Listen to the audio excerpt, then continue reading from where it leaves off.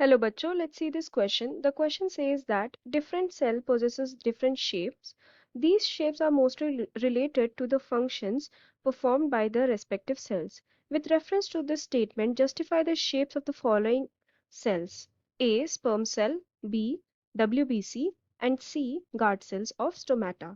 तो यहाँ पे हमें बोला गया है कि जो डिफरेंट टाइप के सेल्स होते हैं उनके पास अलग अलग टाइप का शेप रहता है और उनका शेप ये बताता है कि उनका फंक्शन क्या है, यानी कि एक पर्टिकुलर सेल का function and shape are almost related to each other. Okay, तो हमें यहाँ पे बताना है कि ये जो तीन सेल्स टाइप्स हमें दिए गए हैं उनके शेप उनके फंक्शन से कैसे रिलेट करते हैं। तो इस क्वेश्चन में की concept is regarding the function of cells relating to their shapes। Okay, तो सबसे पहले हमें यहाँ पे दिया है स्पर्म सेल। तो we know that sperm cell का शेप कुछ ऐसा होता है। स्पर्म सेल में एक हेड रहता है एंड टेल प्रेजेंट रहता है। तो हेड के अंदर जो है लाइक मेन न्यूक्लियस प्रेजेंट रहता है एंड साथ ही साथ इसके अंदर ऑल द न्यूट्रिएंट्स और other elements that provide energy is present in the head। and जो tail है that is responsible for the motility of the sperm। Okay, तो ये टेल क्या प्रोवाइड करता है, इसको मोमेंटम प्रोवाइड करता है।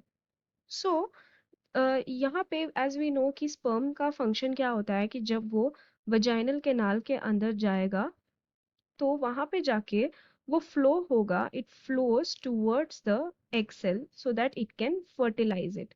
तो इसके लिए इसको मोटाइल होना ज़रूरी है एंड साथ ही साथ उसके अंदर एनर्जी प्रेजेंट होनी चाहिए ताकि वो एग के साथ फ्यूज कर सके एंड जो डीएनए मटेरियल है या जेनेटिक मटेरियल है वो उसके साथ ट्रांसफर कर सके। So this is the function and this is the shape of the sperm cell and ये दोनों एक दूसरे से ऐसे रिलेटेड है।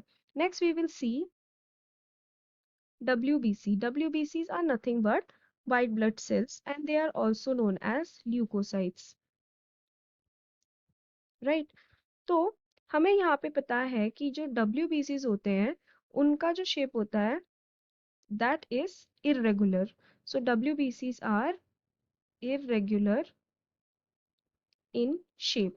अब WBCs या ल्यूकोसाइट्स का काम क्या होता है, they fight the foreign materials that enter our body. ये बेसिकली क्या करते हैं, कोई भी फॉरेन मटेरियल जो हमारे बॉडी के अंदर आता है उसको वो जाके करते हैं इनगल्फ। ठीक है, तो वो उस पर्टिकुलर फॉरेन मटेरियल के आसपास एक ऐसा समझ लो कि ये फॉरेन मटेरियल है, तो WBCs या ल्यूकोसाइट जाके एक ऐसा एरिया बना लेते हैं और ऐसे जाके फिर वो उसको इनगल्फ कर लेते हैं लाइक दिस। ओके, वो जो फॉरेन मटेरियल है ये इसके अंदर आ गया अब। तो इसलिए उसको उसका जो WBC है या ल्यूकोसाइट है उसका क्या होता है, शेप इरेगुलर होता है because this irregularities gives the WBCs some kind of motility and also it gives it flexibility, जिसके कारण वो आराम से जाके जो फॉरेन बॉडी है उसको इनगल्फ कर सकते हैं। नेक्स्ट हमको दिया है गार्ड सेल्स ऑफ स्टोमेटा। तो गार्ड सेल्स ऑफ स्टोमेटा जो होते हैं वो स्टोमेटल ओपनिंग के साइड में प्रेजेंट होते हैं and they are kidney shape like this. Okay, तो जब वो टर्जिट होते हैं तब तो स्टोमेटल ओपनिंग जो है वो ओपन रहती है, लेकिन जब वो फ्लैसिड होते हैं तो स्टोमेटा की जो ओपनिंग होती है वो क्लोज रहती है, बंद हो जाती है। ठीक है, so basically stomata as we know plants के लीव्स के अंदर पाया जाता है and it helps in transpiration process. तो ये जो गार्ड सेल्स होते हैं ये किडनी शेप के होते हैं ताकि वो बंद एंड ओपन करवा सके of the stomatal opening. So these are the three cells that are given to us and how they relate to their shape with the function. So I hope you have understood it well. Best of luck.